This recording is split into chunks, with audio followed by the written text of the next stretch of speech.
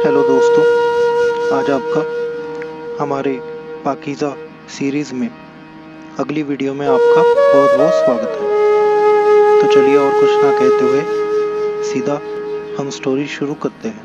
तो ये है दूसरा एपिसोड। इसमें रुद्र असलम के साथ वापस पुलिस स्टेशन लौट आया। दिमाग में अभी भी एक ही नाम घूम रहा था, पाकीज़ा। आह, कितना खूबसूरत नाम है। लेकिन ऐसा क्या हुआ जिसने उसकी जिंदगी को इतना बेरंग और नापाक बना दिया?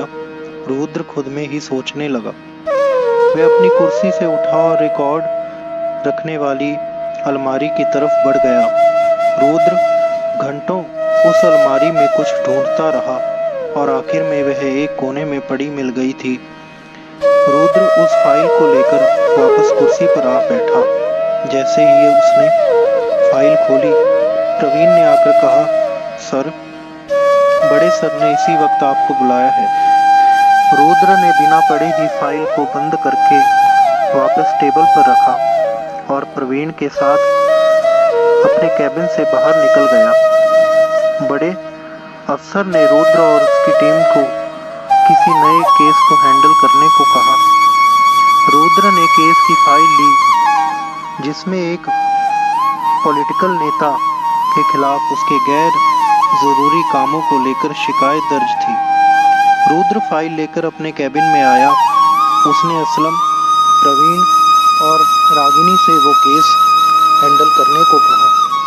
सर, इतना बड़ा केस आप हमें दे रहे हैं, जबकि इससे आपको डायरेक्ट प्रमोशन मिल सकता है।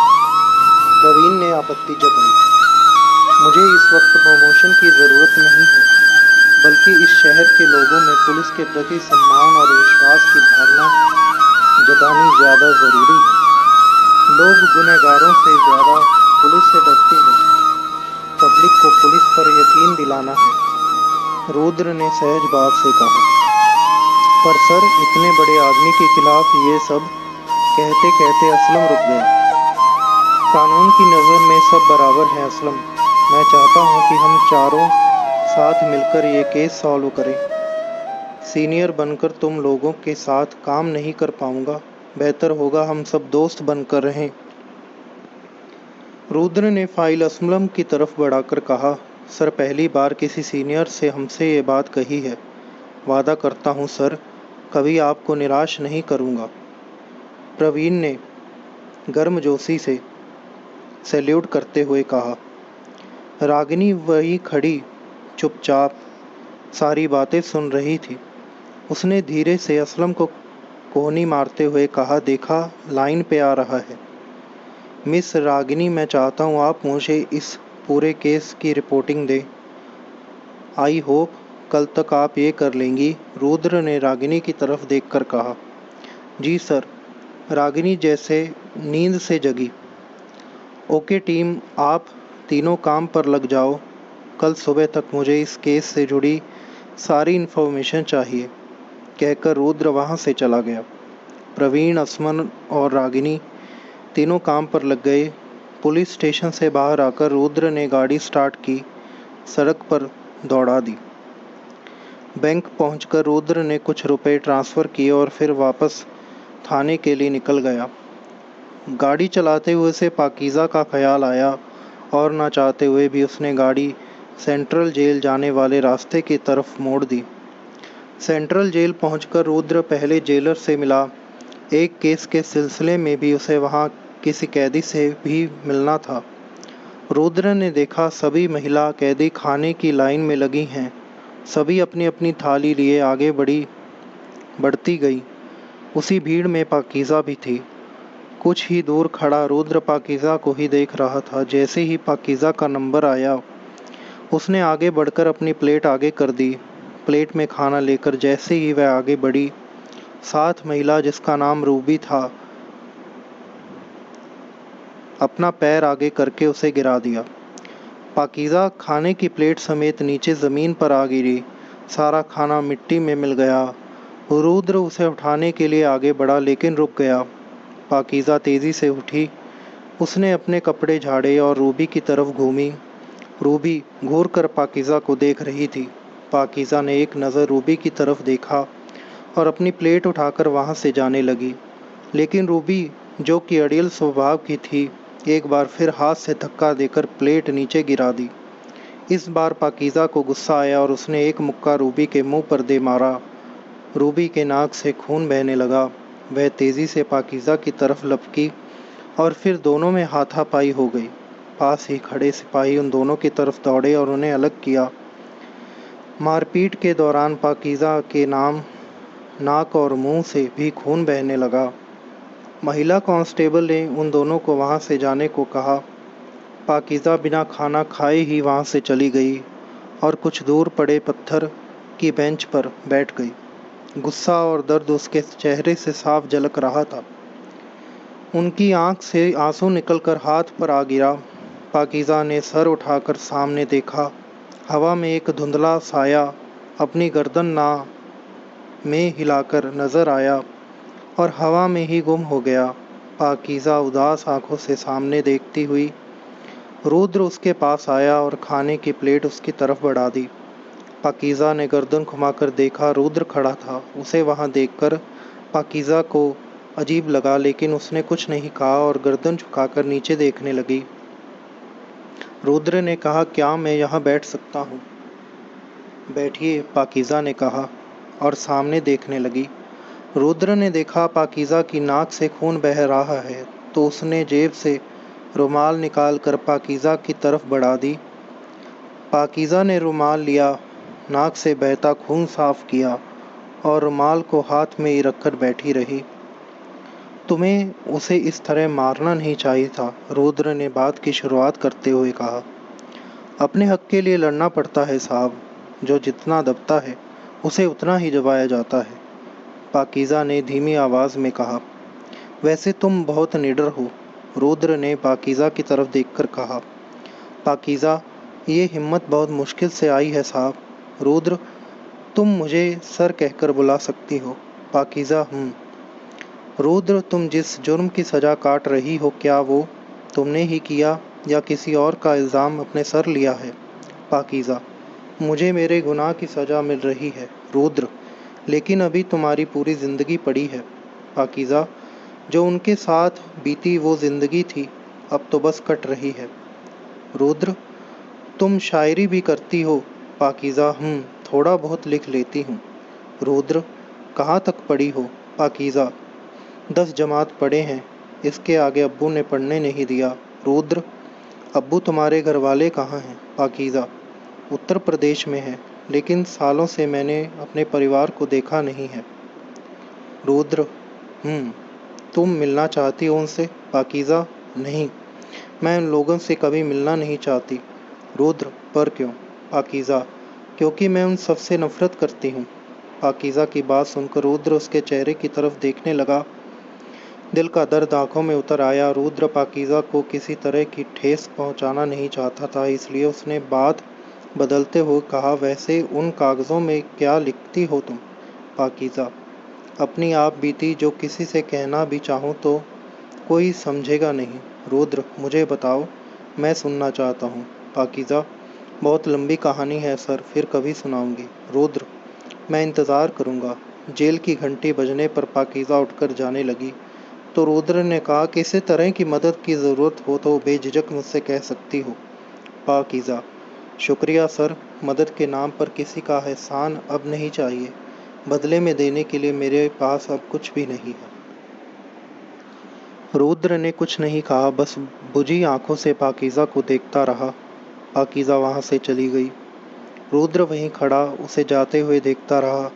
पाकीज़ा की बातों ने एक बार फिर उसे बेचैन कर दिया। जेलर ने आकर रुद्र के कंधे पर हाथ रखा तो वह अपने ख्यालों से बाहर आया और जेलर के साथ दूसरी तरफ चला गया। जाते जाते उसने एक बार पलटकर पाकीज़ा को देखा, जो कि सामने लगे नल पर अपना मुंह धो रही थी। चेहरे में एक अजीब सा आकर्षण था, जिसमें रुद्र खींचता चला गया। शाम होने से पहले रुद्र थाने चला आया। थाने के स्टाफ ज़्यादा नहीं था। हवालात में एक 20 साल का लड़का बंद था, जिसे चोरी के इल्ज़ाम में असलम ने अंदर कर दिया था।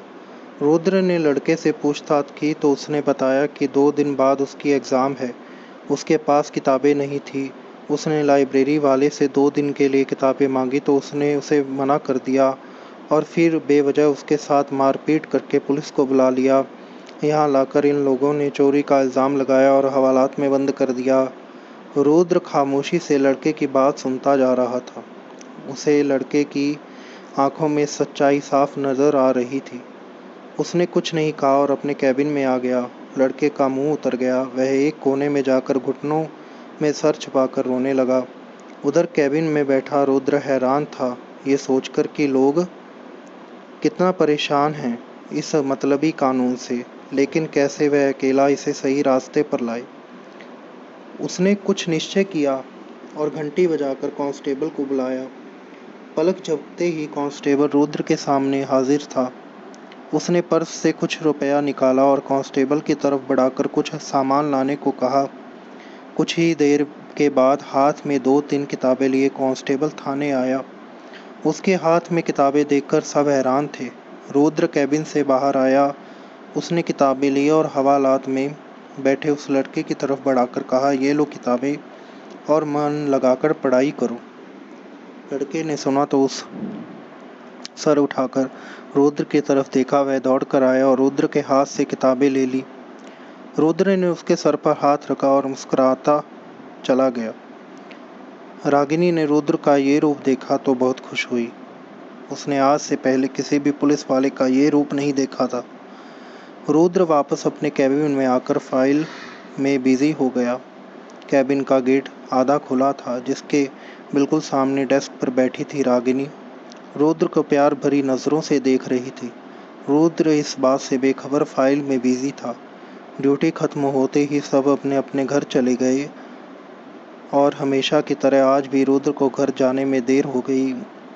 घड़ी रात के 9 बजा रही थी, पर रुद्र अभी भी उन्हीं फाइलों में डूबा हुआ था। साहब जी, आज घर नहीं जाएंगे आप? पाटिल ने कैबिन में आते हुए कहा। पाटिल की आवाज़ से रुद्र की तंद्रा टूटी।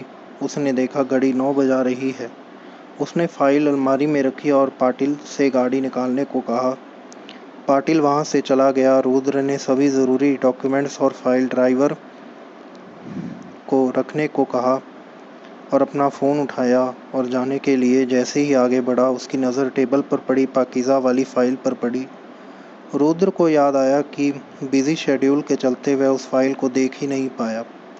घर ले जाता हूँ, वहाँ आराम से देख लूँगा, सोचकर रुद्र ने फाइल अपने साथ ले ली और बाहर निकल गया। बाहर पाटिल गाड़ी स्टार्ट किए रुद्र का इंतज़ार कर रहा था। रुद्र गाड़ी में आ बैठा तो पाटिल ने गाड़ी घर की तरफ घुमा दी।